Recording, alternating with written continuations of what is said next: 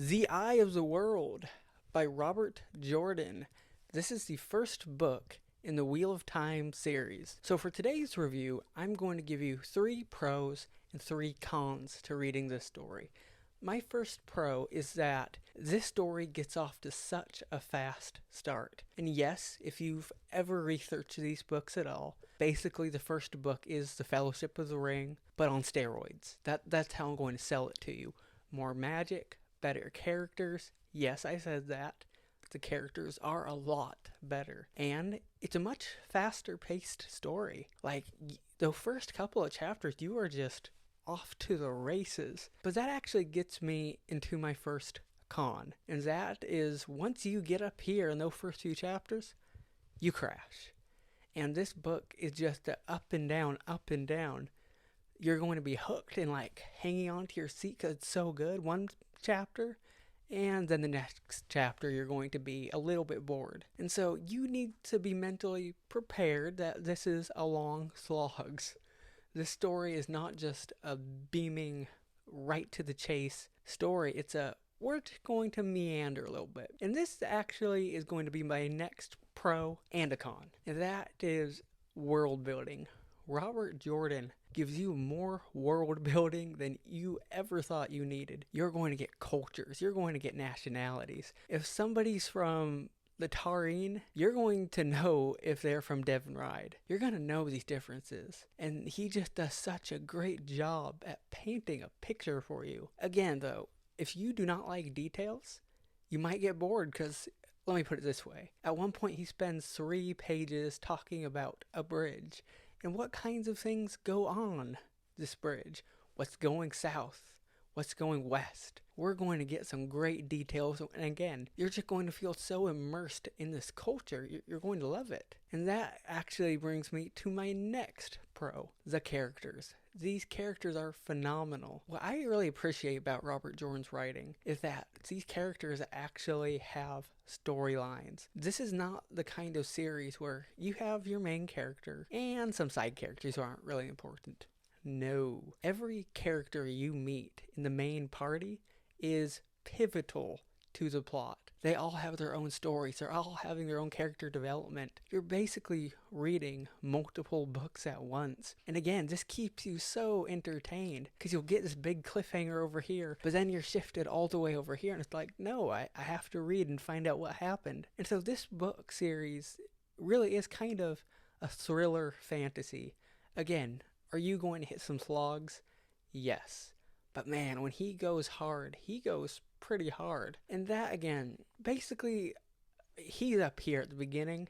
You get a middle down here, and then at the end, he rockets. It's fantastic. And that brings me to my final complaint before giving you guys one last pro and a bit of a hook to really reel you in, because I highly recommend this series. And that complaint is that there are just so many things that you don't think are necessary. There will be world building, there will be events. They'll go to an inn and stay there, and there will be some kind of conflict, and then they will leave and be back on the road. And you will be asking yourself, why are these 20 pages in this book?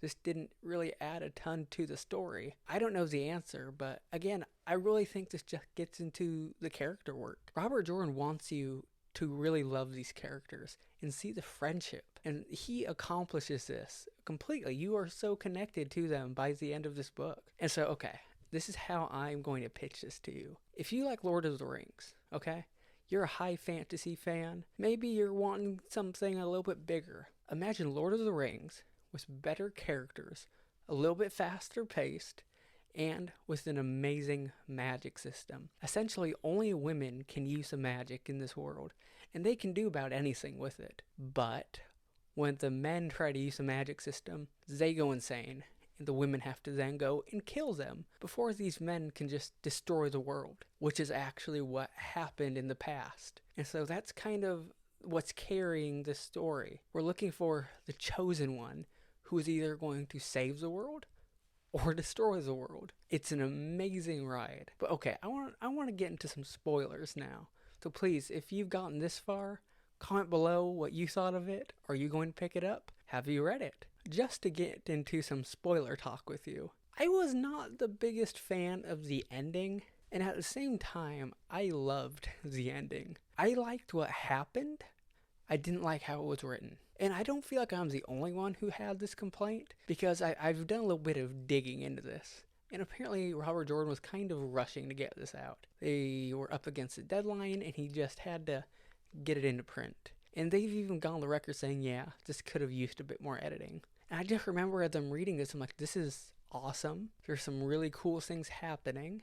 I just don't really know what they are, because I'm having a difficult time kind of getting this in my mind. And so, again, you're going to love these characters, though. And the relationship between Rand and Lan was, like, perfect. That was, like, the mentor-student relationship I was wanting. And speaking of which, my personal favorite fantasy character, Moraine. 100%. I don't know if she's a villain. I don't know if she's a good guy. But she is so awesome to follow. And on top of that, the main villain, Beelzemon, the Shaitan, he has a lot of names, the Dark One. I really liked him. I'll be honest, I kind of got into this book thinking we're never going to see him. He's going to be the invisible bad guy in the background. No, he's in their dreams. He's messing with them. He's giving them anxiety. We're seeing the mental effects that the main antagonist is having on these protagonists. And it's so great. And again, I just really appreciate the small details. The little efforts like that just kind of makes the story special. But that being said, I liked Rand. I liked all the characters. But I don't know. I kind of wish they just went a little deeper with him. Especially when it comes to, there were some dark themes in this book. A lot of dark things happened. There was a whole lot of murder, destruction, just these terrible events. And I kind of felt like they just walked it off just a little bit. I just kind of wanted a little bit more trauma, if that makes any sense, in a not weird way. But overall, I just loved this story so much. And I appreciated the little tiny scenes where I would go, that's foreshadowing. He is foreshadowing something. I don't know when it's going to come out. It might be 10 books down the line, but that's going to be important. You feel like you're part of this huge world. So what did you guys think? Did you like this? I ripped through it. It wasn't easy at certain points, but I did. I just loved this book so much, and I highly recommend it. Again, you're going to hit some spots where you're having a bit of a slog, but push through it, because you're going to love the ending. You're going to love where it's going as well. Like I said, Robert Jordan, he goes hard on the endings. You're not going to be disappointed. Thank you all so much for listening, and please comment your thoughts below of The Eye of the World.